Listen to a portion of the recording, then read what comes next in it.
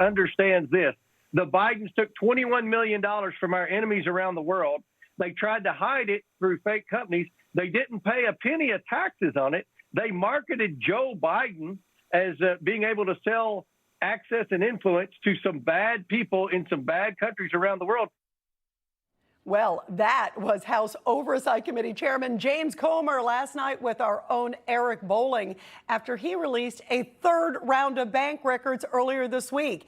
This brings the official paper trail of payments to the Biden family and various Biden family businesses to now get this more than $20 million from rogue individuals in Russia, Ukraine, and Kazakhstan. And all this happened during Biden's vice presidency. He was the sitting vice president.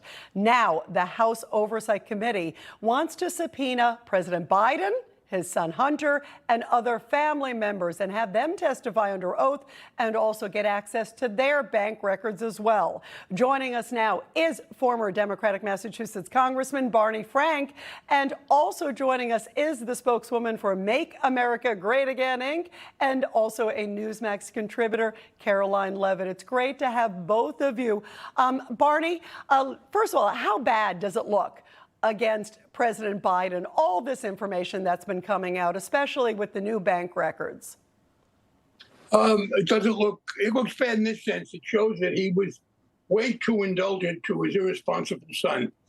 Yeah, he is guilty of that, of his son worrying about his drug habit. And as I said, his son behaved very badly, and Biden, as a father, wasn't tough enough on him. On the other hand, nothing has shown. You keep talking about the Biden family, and I realize you do that because you can't connect it to Joe Biden.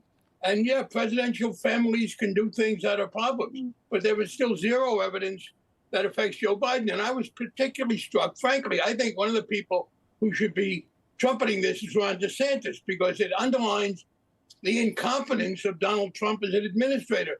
The U.S. attorney to whom you object was a Trump appointee. Barney, you always go there. Let me go to Karoline because I want to get a couple topics. We're kind of tight today. Karoline, go ahead and reply. Barney, that is a vast underestimation and mischaracterization of what is happening here, and you know it. There are direct ties to Joe Biden. This is not just about Hunter. Joe Biden was the... I'll tell you right now, Barney, Joe Biden was the head of the Ukraine portfolio when he was vice president under Barack Obama. The Burisma executives told Hunter, we need this prosecutor who's investigating our corrupt company fired. Joe Biden fired the company, and then Hunter Biden received $80,000 a month from Burisma. Joe Biden's on tape bragging about the fact that he fired that prosecutor on behalf of those executives at Burisma. I'll give you another example. Joe Biden sat down for dinner at Cafe Milano with businessman from Moscow and the former mayor of Moscow's wife. And then what happened? $3.5 million was wired into the Biden family bank accounts. And here's another one for you, Barney. Yeah, real quick, Caroline. $42,000 from a Kazakhstan businessman, and then the next day wired it out of his account for a Porsche, and he put his father on speakerphone with that businessman. Joe Biden knew what he was doing with his son. It's a dereliction of duty. It's treasonous behavior, and Republicans should move forward with impeachment. And you know it's wrong, and every Democrat knows it's wrong, too. All right, let me switch gears real quick, you guys, because I want to make sure we get to this, too.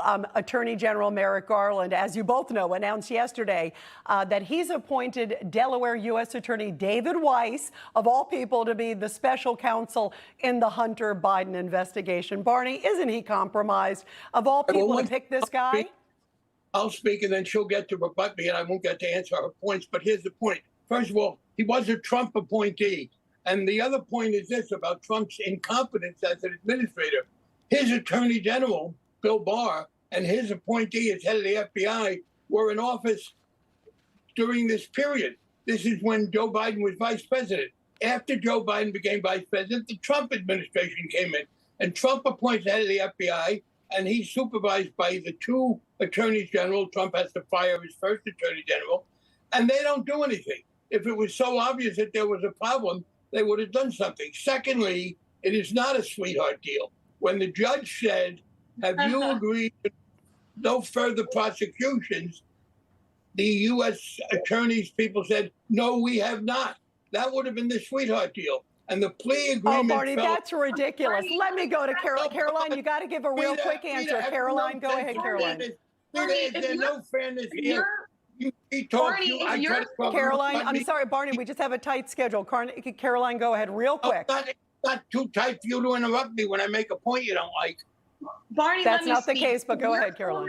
Your former constituents in the Commonwealth of Massachusetts evaded millions in dollars in taxes, as Hunter Biden did. If they had a federal gun charge, would they get probation? Would they get a sweetheart deal with the United States And government? by the way, No. Caroline, to your point, both of you, Caroline, the former chief of police who went before the same judge got serious time, and it was very similar. Both of you, sorry, we were up against a heartbreak. Both of you, thank you very much. To be continued, Barney. I know you always say this every week.